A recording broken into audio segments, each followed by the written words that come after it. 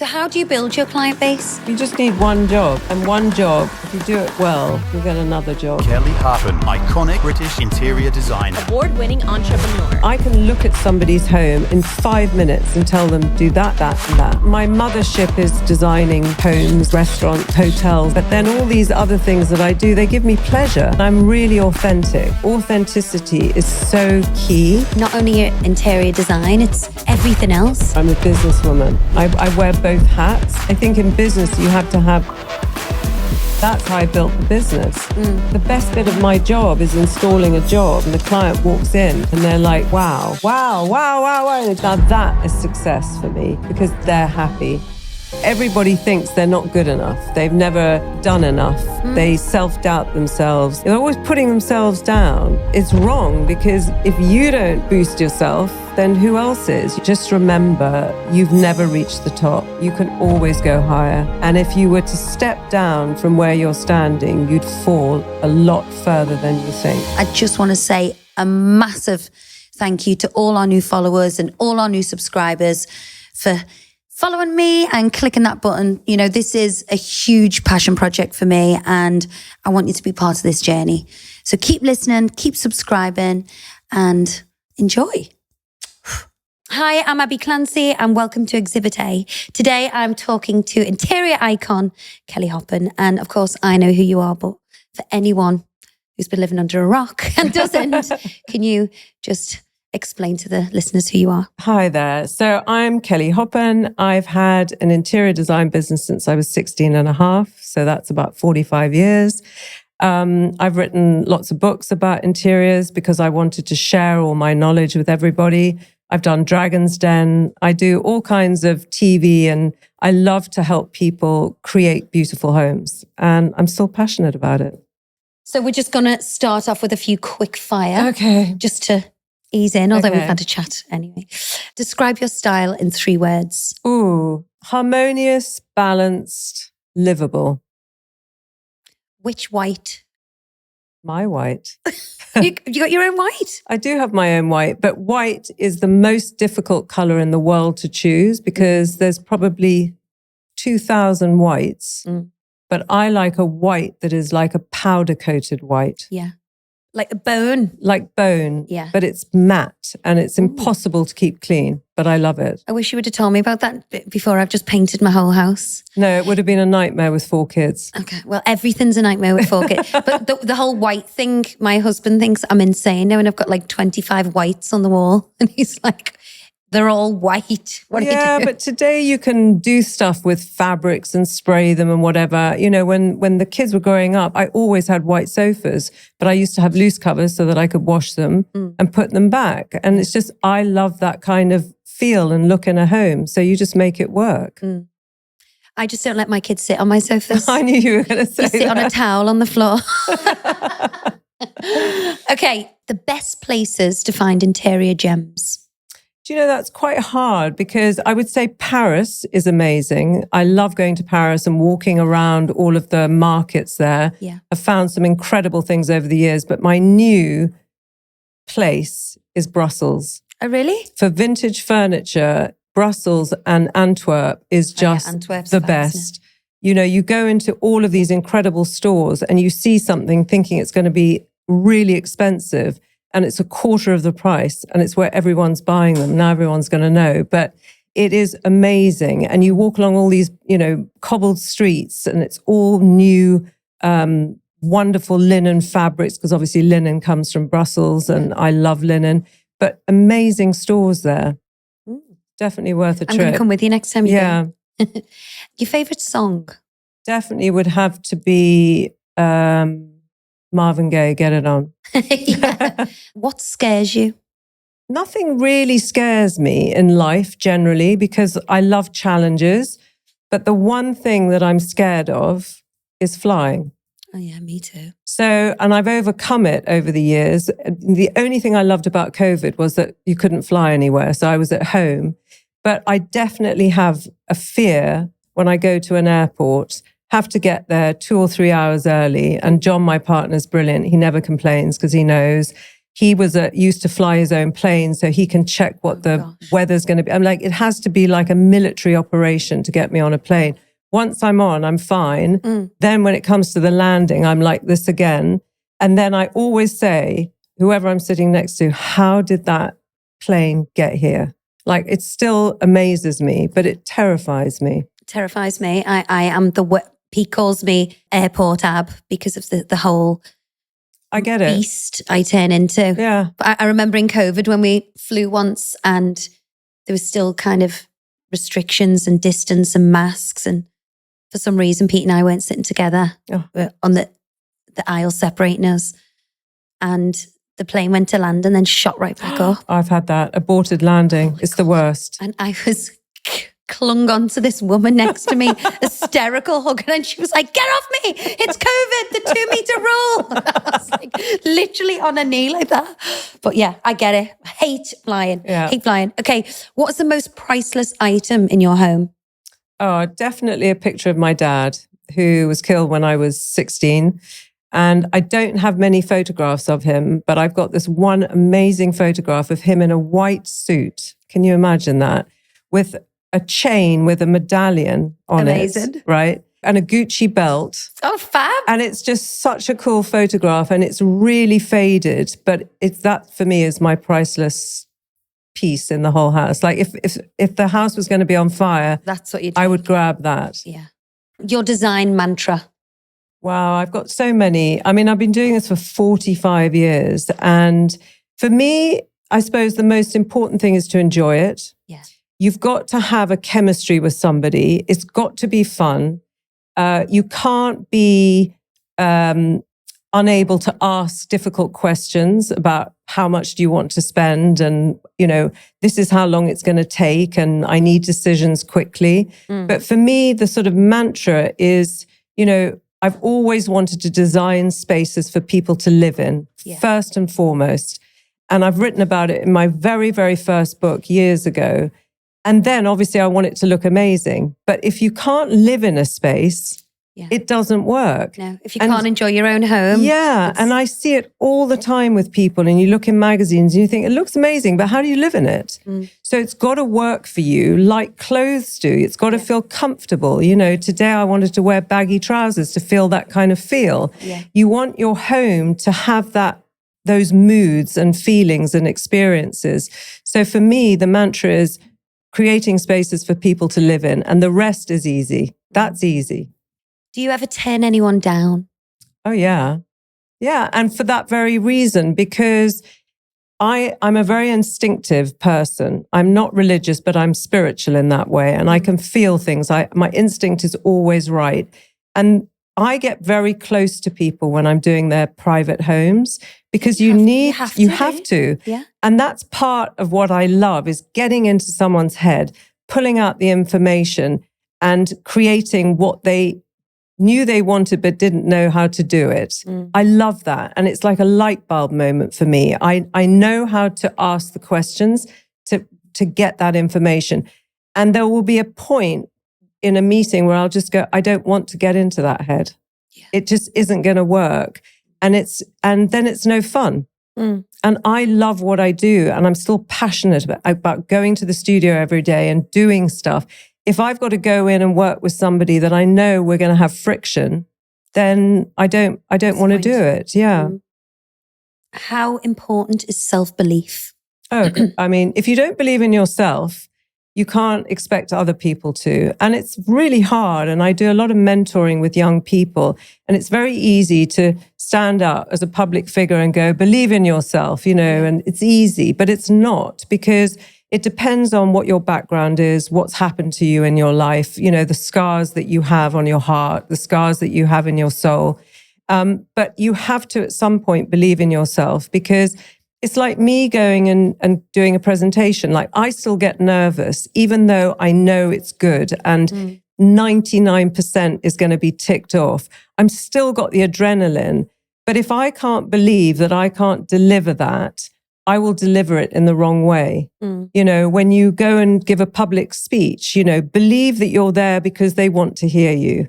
Don't go there being scared and then not doing it right. You know, everything that you do in life, you have to believe that you're going to accomplish it as best as you can. What are your top tips for doing that? So I think that, the older I've got, if I could have been as wise now in my 20s, it would be amazing. But you know what it's like. My daughter's in her 40s. And your daughter's in her 40s? Yeah. What? So she's 40. Oh my God. So, I look at my daughter and still think of her as a baby, but she's got, my beautiful grandson and everything else. But when she and my two stepdaughters, Sienna and Savannah, were growing up, I would say to them, don't do that. Don't do that with that boy or this. I promise you, if you do it this way, but in life, you have to go through experiences to learn things. But I think that, teaching yourself by finding something that works. So for me, I wake up really early in the morning. I have an incredible partner who doesn't complain that, the sad lamp goes on at 5 in the morning and at 5:40, the first alarm goes off and at 6 o'clock, I'm up making a coffee and hot water and lemon. Never complains. But that moment when I wake up and I try and center myself, like I wake up, I wiggle my toes, and I have this thing like I'm alive, I'm working. And I always try and have that moment. And then I walk downstairs, I have my thing, and I sit there and I just try and center myself for the day and try and remember that you're a mirror image. Like when I walk into my studio and I sprinkle energy dust on everyone or happy dust on everyone, in my mind, that's what I'm doing. It's a visual thing. I talk to everyone, good morning, how are you? The energy goes up. Yeah. If I walked in, didn't talk to anyone, locked myself in my studio upstairs, all the energy would go down. So you have to create that environment around yourself and believe in yourself. And it's hard for women who have PMT or menopause or whatever. They can lose that. They can lose that ability and that spark. But it's about having a voice that speaks to yourself and doing it in your quiet mind, to be able to do that. And obviously I have days when you don't feel amazing, but I've kind of taught myself the tools for me on how to get there.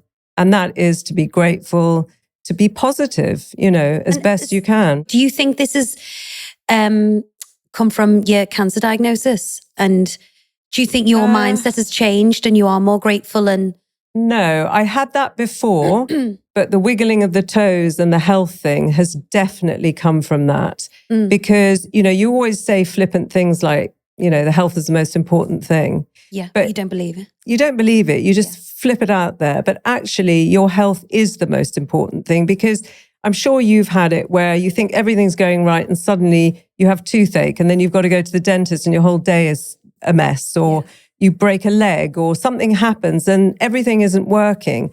So the only thing that's changed for me is that I am truly grateful for my health now, whereas I was grateful before. Also, I work every hour God created, even though I say to friends and family, I've totally chilled since then and everything. And John will go, she hasn't. She's working 10 times harder.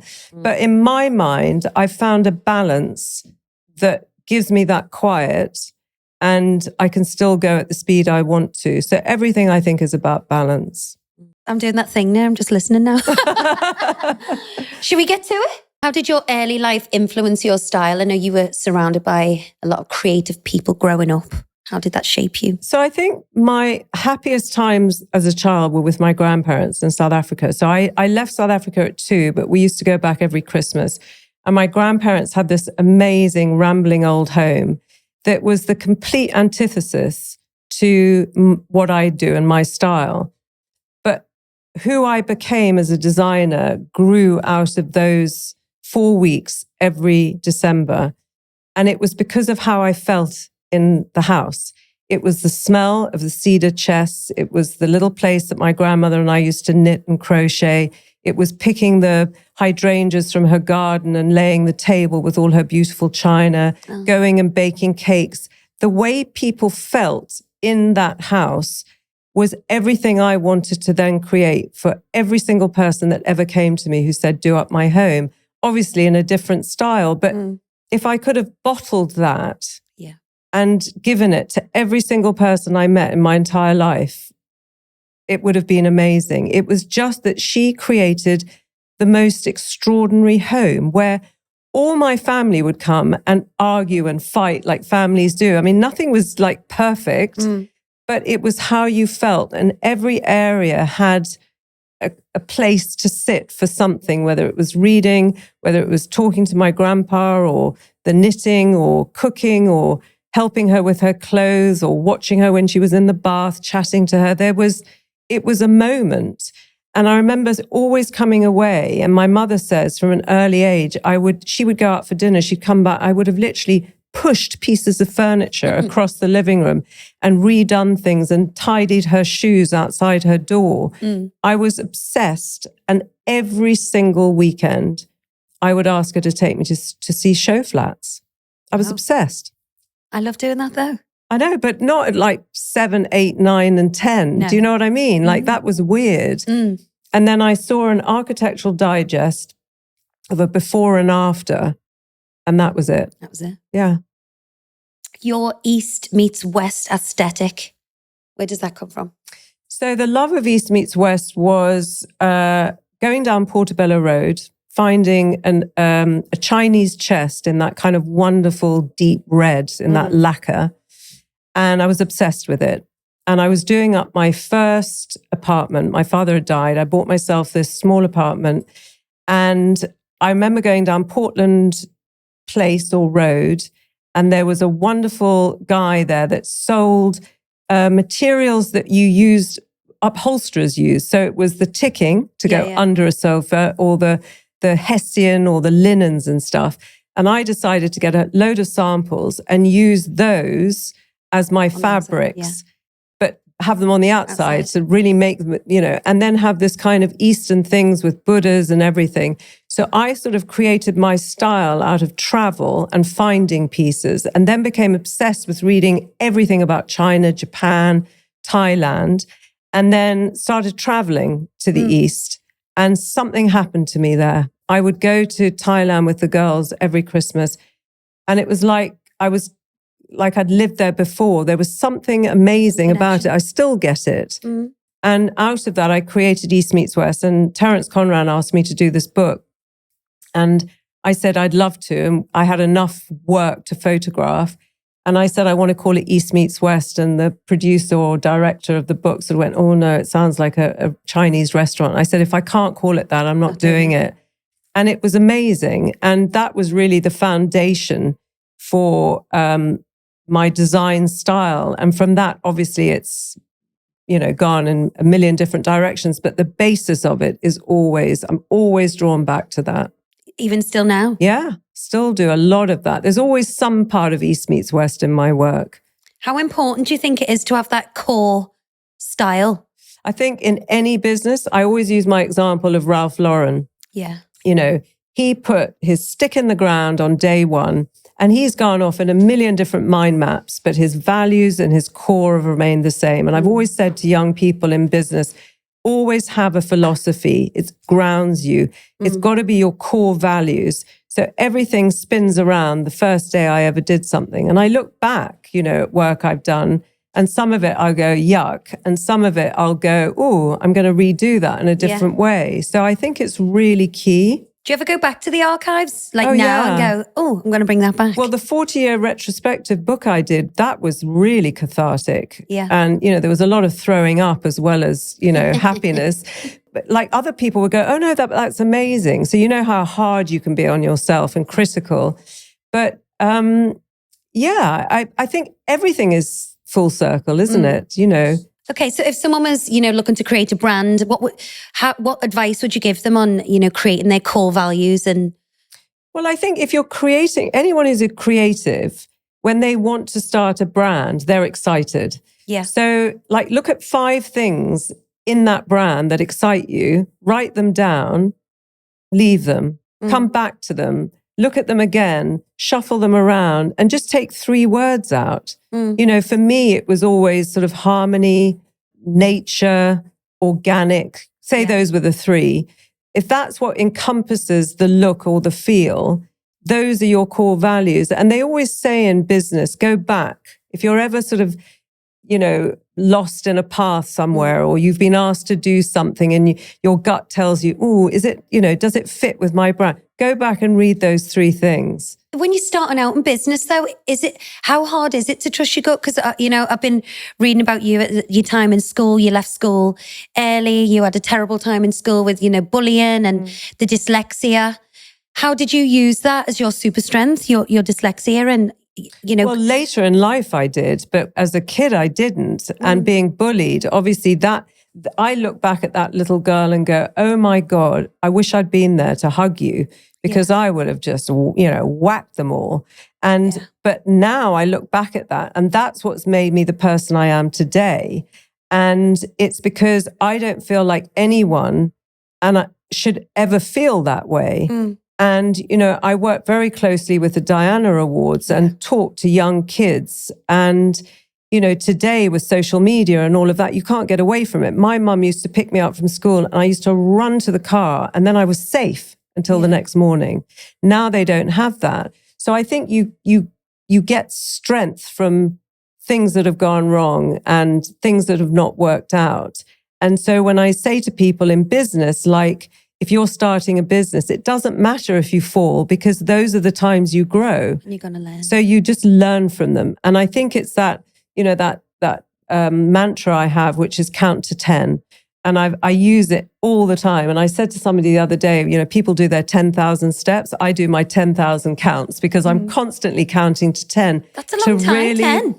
I can just about get to 5 in my house before I kill my children. Okay. But if it's something like somebody says something to you and it's an important statement, you count to 10 quickly or slowly, just to think, how am I going to answer that? Because I have a potty mouth. I can just blurt out. Same. And I think it's really helped me along the way to do that, especially in business, not like family and stuff, but in business, you're dealing with so many other people's personalities, every single day. Yeah. And you can't get out of bed every morning and think, today is going to be a great day. I'm fantastic. And that's it. Because you walk into a studio with 60, 70 other people and you have no idea what they've had to deal with. Of course.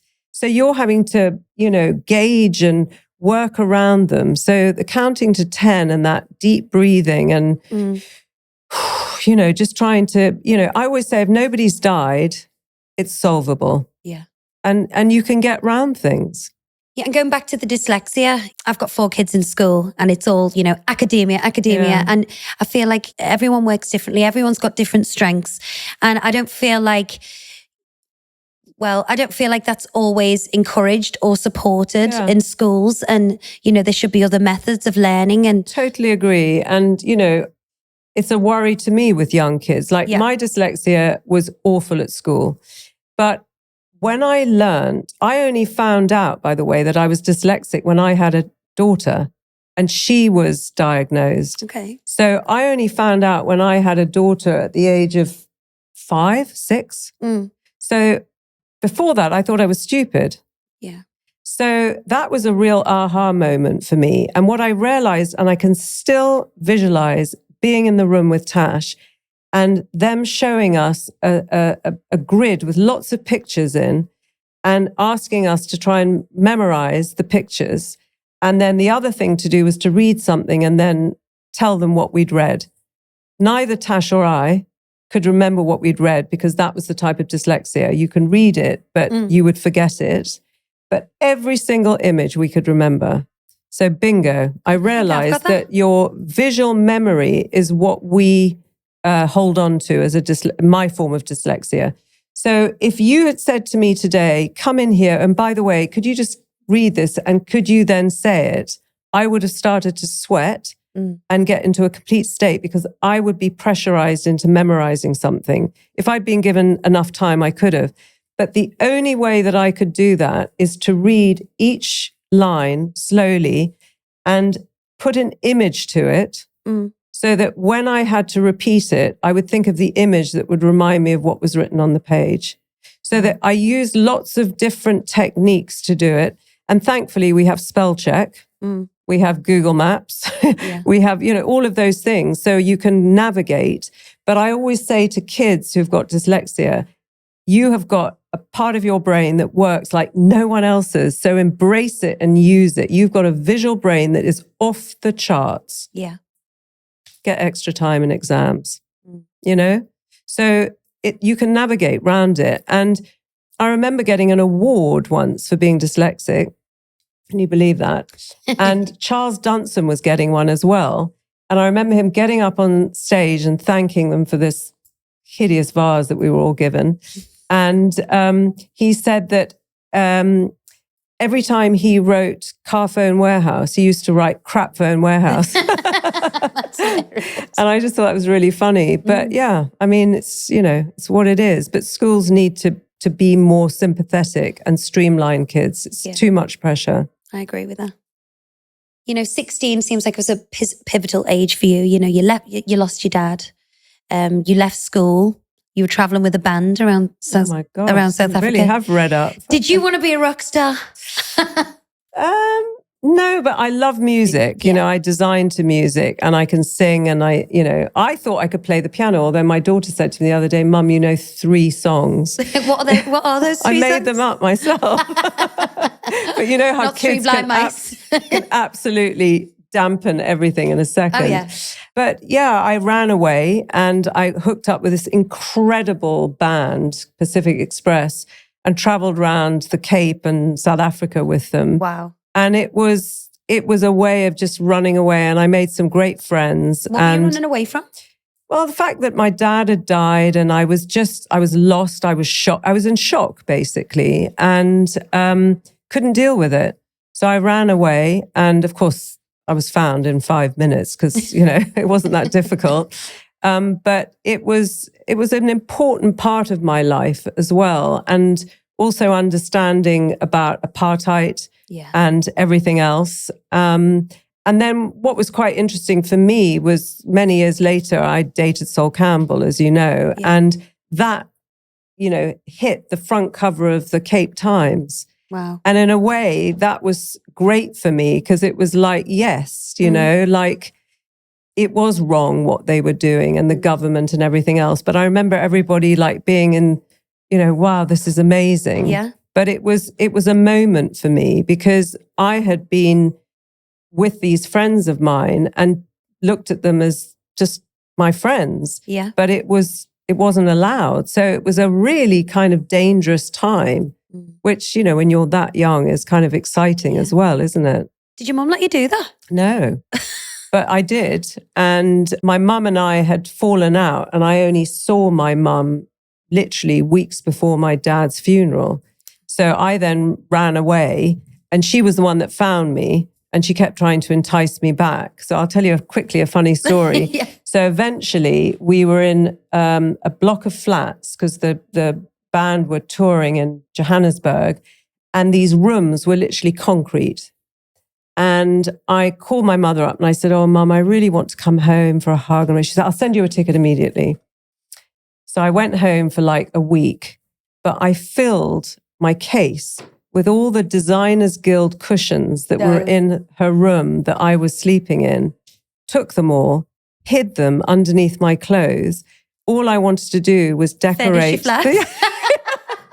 That's hilarious. That's a cool story. Okay, so you're the best known designer in the UK since David Hicks. Oh. What an achievement. How did you even begin to build this global brand? From 16, running away from home, touring with the band, and then... I just think I loved it so much and I'm a grafter. I work hard and I worked from home and I was lucky to get a job because a girlfriend of mine was having an affair with a Grand Prix racing driver and that was their way of spending time together. And I was thrown into doing this incredible house in the Boltons, wow. Amazing. And I just did it, I found builders and I found lacquer specialists and carpets. You didn't have internet Google. then, nothing, so you were in your car driving around. And from that job, because I did such a great job of it, I got loads of these Grand Prix racing drivers. So it just happened. And then actors and various other people. Then I moved into a studio. And then at 23, I just shut the business down, had a baby for a year, and then opened it again a year later. It was just all seemed much simpler, but I was self-taught. So you don't think it's necessary? You didn't study? Nothing. No. Well, I did a 6-week course, but I only went to like 2 weeks of it, to the Inchbald School of Design. And I've still got my report. It said if Kelly Hoppen could have attended more of her things, she might have made it. Yeah. No, I don't. I think if you know, you know. Like, I didn't want to be told what to do.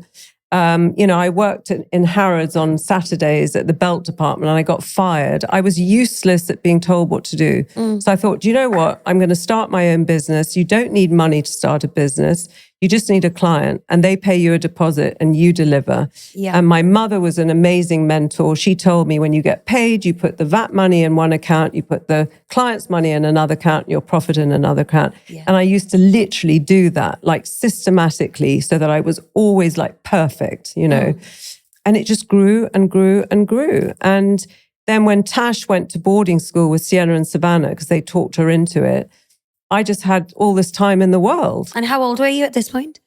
28, 29. God. And then the business just rocketed. And then, but around that time, all these companies were coming to me and asking me to do licensing deals. And I was obsessed with Martha Stewart and had read up about it. And so that's when it became a global brand, really. Because I think what's quite interesting about you, it's, not only your interior design, it's everything else, your brand collaborations, your TV presenting, your mentoring, the books. I don't ever want to get bored. I don't think I've ever been bored, but I know people who have, and I don't like the way it looks. So I figure, like, if I've always got amazing things that I love to do, I can jump. I'm a bit like Mrs. Doubtfire every day. I'm changing costumes all the time. And, there are moments when I'm just like, okay, I need to stop. But my mothership is designing homes and restaurants and hotels and stuff. But then all these other things that I do, they give me pleasure. Yeah. And I think, they all feed into the pot and it makes your brain explode. And then you go, oh, I've just thought of that. Or what about this? Or what about mixing that? Or I'd like to introduce that to this and da, da, da. And that's, you should always be open to doing lots of stuff, because it just grows your mind and your ability to open other doors. Obviously, when you think of interior design, you think, it's only for the rich and famous, but you have, expressed numerous times that you want to be accessible to the masses. Do you ever worry that could devalue your brand? No, because when you build a business, as long as you start at the top, you can copy yourself, but you can't start here and go up. You can never do that.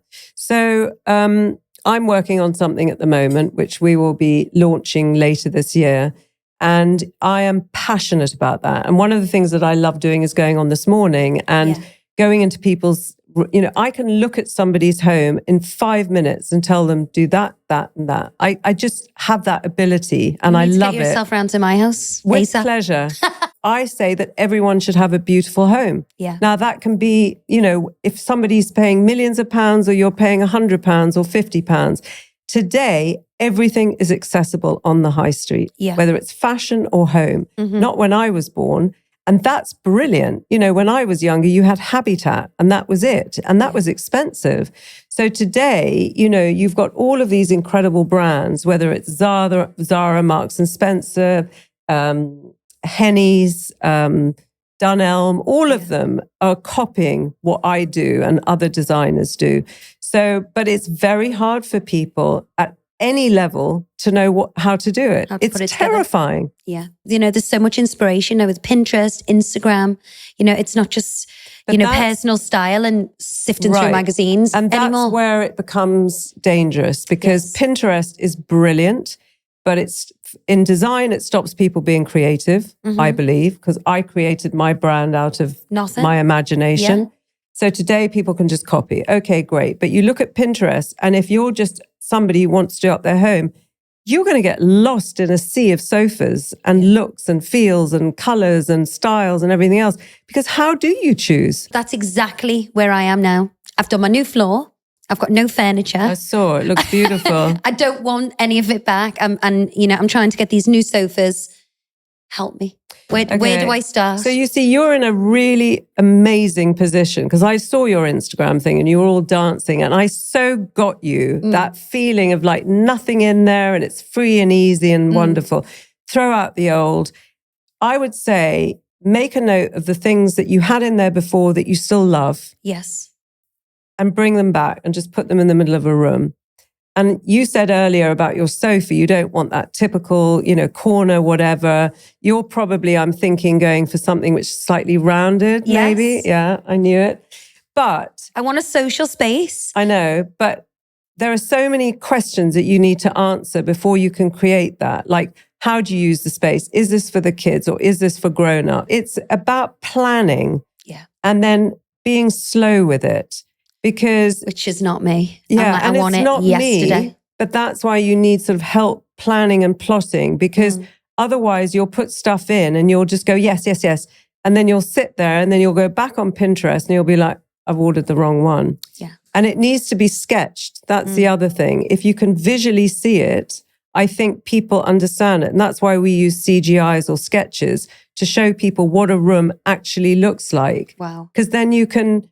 Do you ever have this thing where someone says, do you want to come for lunch on Sunday and then we'll do such and such? Do you suddenly go, I know how I'm going to feel there and it's going to be good. And yes, we'll go. Can you imagine? Yes. Okay. So you have to use that part of your brain to imagine how you're going to feel in the room when you have all of these things. So it's like programming it. I can do that. I can look at my house and I can see it. Or if if you're looking at a new property and it's like a completely derelict building, for example, I can see it done. And my husband's like, this is a dump.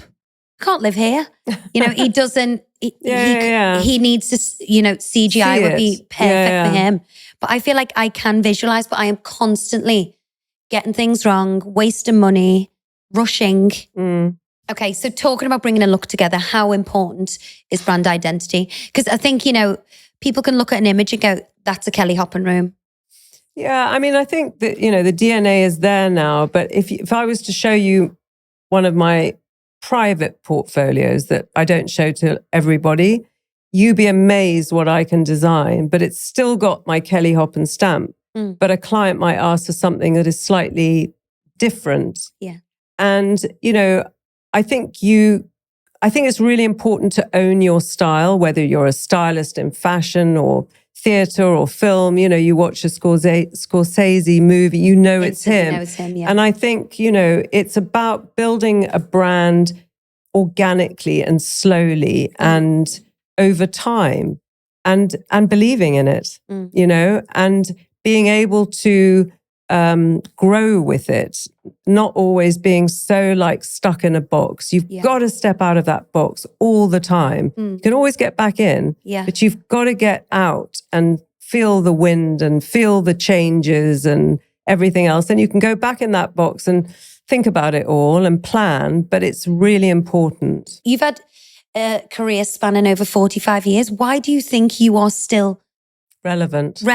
And I think, as a woman as well, we're getting older. It does come, well, I know for me, it comes with some insecurities. I'm not 18. I've had 4 kids. My body's changed, How do you stay relevant and on top? Because I think it was partly what I said before. I do so many different things. I'm always excited. Yeah. And so I put real passion to everything that I do.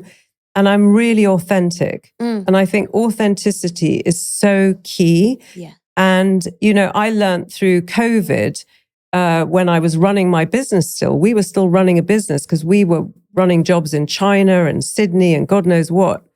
And I was going on this morning, but doing it from home and falling over cushions and the microphone was falling down. And then every day I was talking to people and just being me. And it was a moment more so then than ever where I thought being authentic is key, to anything that you do. Yeah.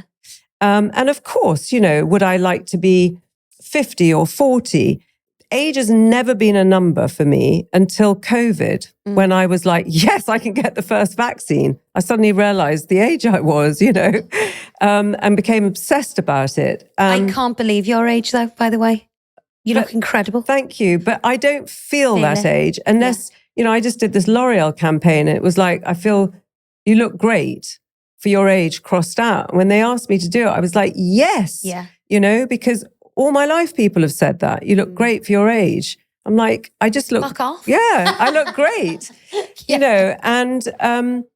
but yeah, I mean, it's the mind. The mind is the most extraordinary organ that we have. And we have to work it all the time and make it grow. Never keep it, never let it get lazy, I think. Yeah. And also I'm a Leo and I have to be relevant. Yeah. Trading off your own name. What if it all went wrong? Yeah. That's quite a brave. Now. Yeah. Well, thankfully it didn't. It's, it's only getting stronger. That's quite a brave.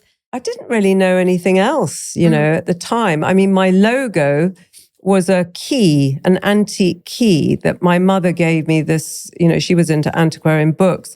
And that, to think at that age, I thought that a key could, I sort of look back at that. But I just assumed it's my business. I'll put my name there. Thankfully, touch wood, it was all right.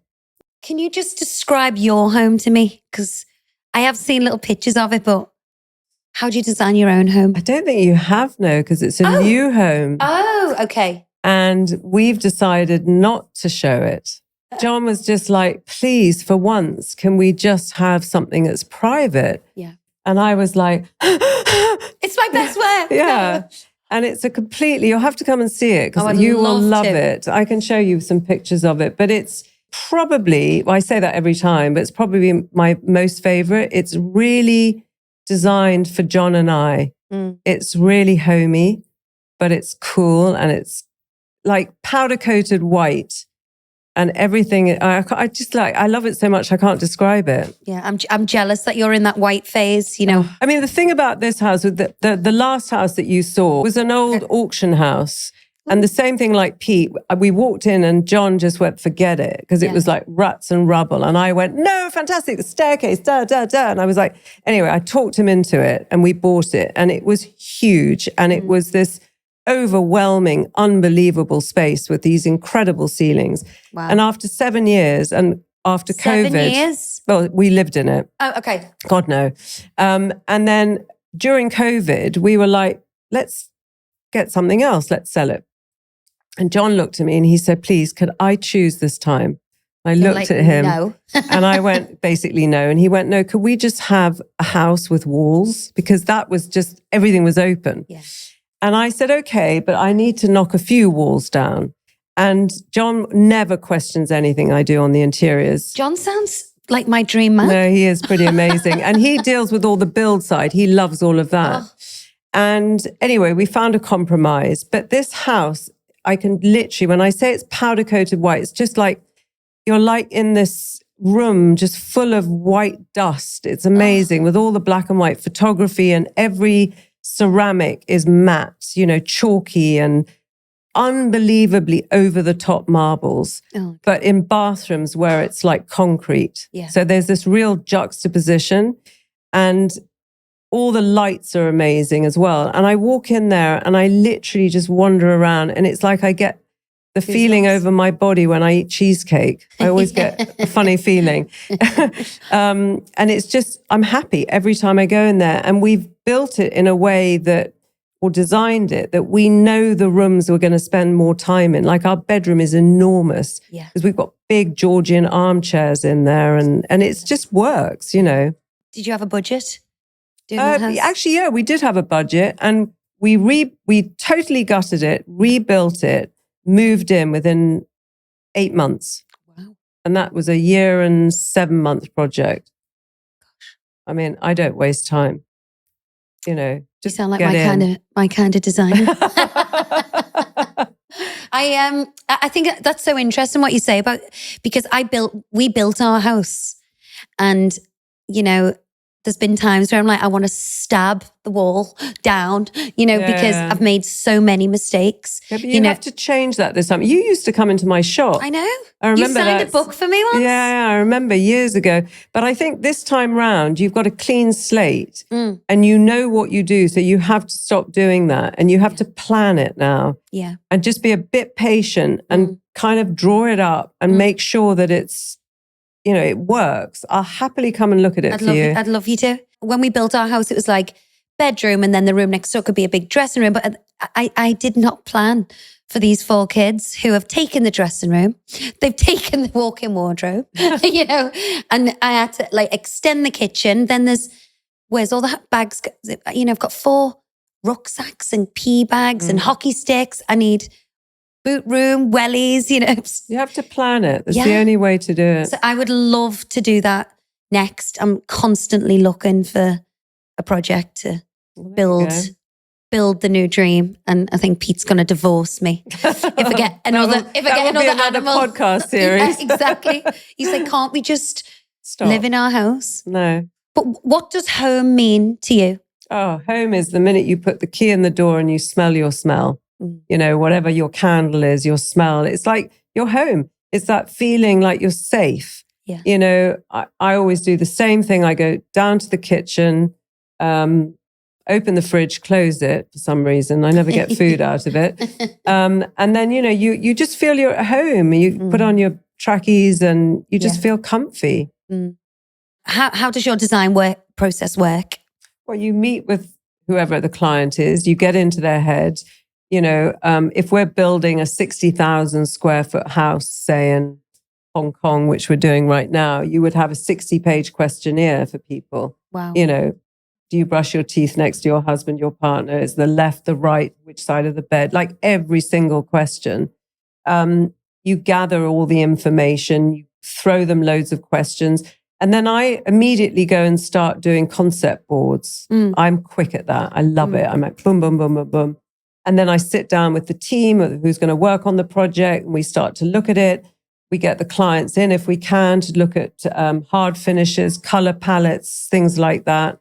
And then we have a whole section of people in the studio, of draftsmen and CAD technicians and, all of the lighting people and bathrooms. And, lighting's so important, isn't it? It's key. So all of that, and you pull it all together and then you present your concept first. So you might do 3 concepts for one thing. Then when the concepts are agreed, then you go into actually designing it and drawing it up and doing the elevations and the lighting and choosing the furniture and the pieces and art and everything else and landscape artists and whatever. And then you present that with the costs and then that's the worst part. You order it. And how do you have clients who just go, do you think, or does it annoy you when clients are trying to get involved and trying to redesign your designs or your vision? I have one client and one client only who I've worked for on 10 projects. I'm doing 4 for her at the moment. She's the only person that says to me, do what you do, Kelly. And I trust that she means that. Wow. And it works. And I love her. She's amazing. But anyone else, I am convinced, knows what they want. They just don't know what it is. And I have to get that information out. And it's fun to have the banter. I had a client, we're building something in Geneva and, she didn't want something. And in the end, she just didn't want any color. I just want to know, I do use color. And there was this amazing piece of furniture that was apple green. And I said, you've got to have this. And she bought it. And then everything after that was a joke about like, I want more green. I want this. I want that. It's like you pull stuff out of people. You can create something out of something that wasn't there. And that's part of the joy of what I love doing. And can anyone get Kelly Hoppen? Or do you come with a price? I come with a price, but you get an unbelievable service. It's like 20 million star rating. Wow. No, my team are phenomenal. They are my soldiers. They are my absolute, they are incredible the way they deliver. And on time and with care and with passion. How did your team grow? Because obviously you started off just you. Yeah, it just grew, I got an assistant. From an assistant, you get another assistant. It just, that's how a business grows. When you need, it's called tipping point. There are always these tipping points in your business. And, for me, it was, doing the East Meets West book. That was a tipping moment. It was winning the Andrew Martin Global Design Awards. That was a tipping moment because the FT How to Spend It did a page on me. And I thought, okay, I've arrived. Then I don't have to prove myself. And then these moments, in life that happen and you just think, wow, that was another moment. Okay, to the next. So how do you build your client base? We just need one job. And one job, if you do it well, you'll get another job. And that's how you build your business. Because if somebody says she's so good, or, how many times have you given somebody's number saying, I had the best wax, or I had the best hairdresser, or I went to the best restaurant? You pass information. And that's the best way, is somebody recommending somebody. And that's how I built the business. And you've got, so many celebrity clients. I know. And, when I first started, I never talked about my clients because somebody said to me, don't ever tell anybody who you work for because they'll fire you. I mean, I was so young, I believed them. So that was my thing. I would never, ever say who my clients were unless a client said. So, and there are so many I would love to be able to tell the world I've worked for or I'm working for right now, but I can't unless they say it. But it never stopped me getting work. And that's really interesting. Think that would be hard? Because if you go, she did Madonna's house or whoever's, you go, I want...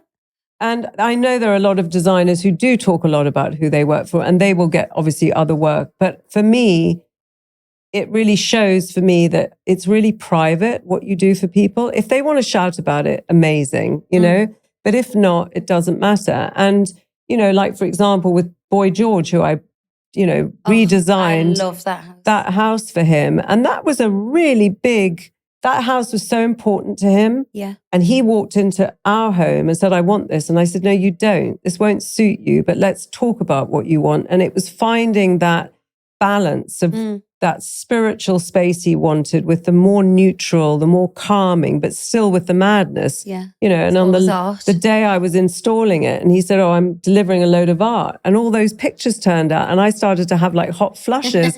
And I was like, what am I going to do with these? And he said, well, you just got to do it. And he said to me afterwards, I've never seen someone hang pictures so fast. You were insane. Because I just went into picture hang mode. Yeah. And I was like, put it there, put it there, put it there, put it there, like that. And it just worked. And then I fell in love with the art. And it's the complete opposite to me, but it was part of him. And so it worked. And he was amazing to work for. Yeah, amazing. He's such a great guy. What was the most challenging time of your career? Wow. Well, I've had loads. So, and I think people will be surprised because, people always say, everything is perfect in your life or whatever. And it's like, honestly, there are loads of challenges every single week, month. I just think not only am I a designer, I'm a businesswoman. Yeah. I wear both hats. And I think the last 4 years have been very challenging with COVID. So I'm constantly looking at Bloomberg and reading the FT every day and, maneuvering where the business is. So I think it's probably been more challenging recently and living through COVID and pretty scary, that things are shifting. They're not what they used to be. And so it's challenges like that rather than one specific thing. Yeah. And I think in business, you have to have all your eyes open, back, front, side, everywhere. You've constantly got to be looking. And I think if you're going to start off in business, you've got to be aware that you have to do that. It's not just about waking up and opening a door and going in and doing a job. If you're not aware of all the things around you and being really in tune with that, I don't think business can succeed. How do you define success? For me, it's a feeling. Obviously, when you're successful, you make money, but I don't think that's how you define it. Maybe you do originally, like at the beginning. I think success is being acknowledged in your field.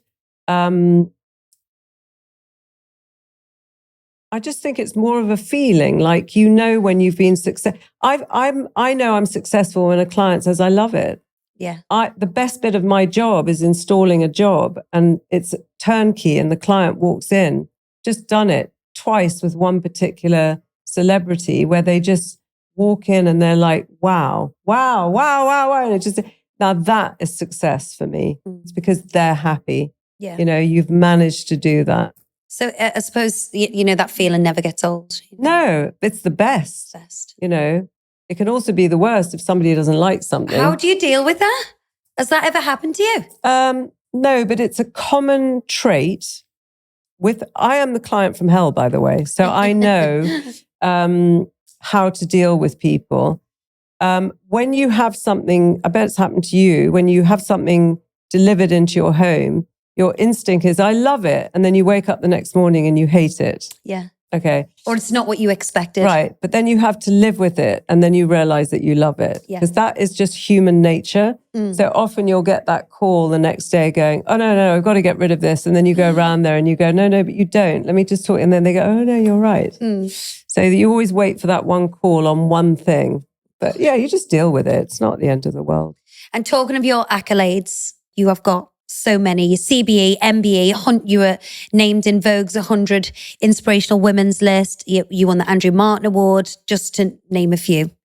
What do these mean to you? Well, I mean, Andrew Martin was a biggie for me because, it was the first one and it was amazing. And that was a real pivotal time in my business. Getting an MBE was the biggest shock of my life. Rory Bremner, when he found out that I had it, and he said, it stands for Make Beige Exciting. And it was just like, it came out of the blue, like so out of the blue. I remember seeing the envelope and thinking it was a tax return, didn't even open it. So that was major. And then obviously I've won loads of awards, over the years. And then getting a CBE in the middle of COVID was just, amazing. And the Queen for me was just like the best. And, I'd actually been really lucky in that she'd invited me to have lunch with her before she died, quite a few, not that many years ago, just her and me and like 8 other people. And then, I had been given the MBE by Her Majesty, and then Princess Anne gave me my CBE. But it was like, those are like big moments, where you just think, I wish my dad was around. Would you say that was your career defining moment? No, I just think they are amazing moments. I think career defining moments of how the business has grown and some of the incredible projects I've been given, Because it's not just homes, it's hotels, super yachts, planes. British Airways first class, when I did that, and Conran was doing Concorde, that was like so amazing. And there are things that have just happened where I just think, wow, pinch me. And I'm glad they still do, because I think the moment you don't pinch yourself is the moment you've become bored. Yeah. Doing this. I was really chuffed. We only have the best on this show, Kelly. Okay, so, you were a dragon. I know. Are you a dragon? Well, my stepdaughters and daughters say I am. I loved it, but I didn't factor in the amount of time it would take. So it wasn't the filming. It was just when you invested in people, you had to help them run the business. Yes. And it was taking over my focus from my core business. But I loved it, and I still watch it. I'm like, in Shark Tank, all of them. But it taught me a lot as well, actually, because Deborah she's amazing. She's fantastic. I was on Strictly with Deborah. Oh, yeah. I loved She's lovely. her. She's the best. Yeah. And, and Peter and all of them. It was great fun. I loved it. And I've sort of dabbled in investing with other people outside of Dragon's Den. But I was very much wanting to invest in young people, which is what I did on the show. And one of them was one of the top investments ever. It was Skinny Tan. Oh, So I yeah. helped them rebrand and they ended up selling and they've done really well. How important is giving back to you? You do a lot of mentoring and Yeah. education. I mean, every day I put something up on my Instagram, which is something to try and put someone in that frame of mind. Yeah. And I literally have thousands of people responding, thank you for that. Thank you for that. You know, so I love to sort of help people. I want people to feel better. And the sort of mentoring and trying to, you know, whether it's to do with business or whether it's to do with personal stuff or, you know, I did a thing on TikTok with paint and it got like 2 million or 1 million. Yeah, I saw that. I mean, I was just like, what? You know, and then you realize that you have all of this information that people want. So I like to give it, you know, it's just a nice thing to do. For someone wanting to start a career in interior design, what advice would you give them? Look, I think pre-COVID, I would say go and do work experience in any design studio that you can. We take people in all the time. You'll find out whether it's something you want to do or not want to do. I don't think you have to go to university if you've got a passion for it. All of the people in my business predominantly have started at the bottom and have grown up. I've got people there who've been with me for 22 years and 15 and 14 and 12, you know, so you can grow in a company. But I think you need to do work experience. If you want to go to university and become an interior architect, then you should go and do that. But we are a business that is always busy. People are always building. People are always looking for architects. People want designers. So I think that it's not like a business that there isn't any openings in. So I think there's possibility. Plus you have Instagram today where you can show what you do. So if somebody's amazing and I see it on Instagram, I'm going to call them. Yeah. You know, so use it. Do you find people work with you and then leave and start up their own business? Oh yeah, we've had loads of that. And how does that piss you off? Or Yeah, sometimes. But then, you know what? Of course, I wouldn't be honest if I said it doesn't, because you've invested in somebody and you're also wiser and you kind of can know whether it will or won't. Yeah. But it doesn't take me long. And this is the God's honest truth. It takes me probably a week or two to just digest it all. Get over it. And I'm such a typical Leo. Once someone's gone, they've gone. I will move forward. I don't like sit in this loading bay because that can just screw up your brain so much. So you go, okay, wish you well, goodbye. Okay, right. What are we doing? And then your focus is on the people that are around you, that are positive, that want to support you. For me, loyalty is number one. I don't care what else is on someone's CV. If you can be loyal to me, I don't care. I'll teach you the rest. So what is next for Kelly Hoppen? Lunch. Well, we've got something very exciting that we're launching later this year and just lots of amazing projects. And I don't know, every day there's something new coming in. We've got new product ranges, furniture ranges. Don't know how you fit it in, because not only are you collabing with these brands and designing for them and designing your own and all your projects, you're also the face of brands, you know, L'Oreal, Cartier, like. Yeah, I know, but you do. It's just a diary, isn't it? Yeah. I always say it's 7 days. 2 of them are just out of bounds. What do you fit into those Saturday and Sunday? You know, they've got to be out of bounds. And then, you know, Monday to Friday, how do we make that work? It's like a Rubik cube. My incredible PA, Hannah, she just moves it around the whole time and it works. And as long as I have 2 or 3 days that are clear a week to design, you can jam those other 2 days as much as you like. I don't care. I'll just turn up and do it. But just give me those 3 days where I'm free and just, you know, carefree to jump in between all the projects. And then I can be creative. Like I've spent 2 days at home working, just doing concept boards. Wow. Heaven. Music's on, no one's talking to me, and get it done. Sounds fab. You know, you've had a remarkable career spanning over 4 decades. You're an incredible businesswoman and all for female empowerment. And I just want to leave you with one last question before you go, if that's okay. Okay. If you could offer one piece of advice for our listeners, what would it be? Reach for the stars. I mean, you know, as we said right at the beginning, believe in yourself and just remember that you've never reached the top. You can always go higher. And if you were to step down from where you're standing, you'd fall a lot further than you think. It's so interesting. Like some of the most brilliant people we've had on this so far, they say, I just did it. And that was like one of the first things you said. You said, I just did it. And I think, that's a great takeaway. But that thing I just said to you came from I met a life coach years and years and years and years ago. I was reading about that. Do you think they work? Well, this guy was amazing, but he said that to me because I said to him, I think I've peaked. I can't go any further in my business. And he said, if you step down from where you're standing, you're a lot further than you think, but you can go a lot higher.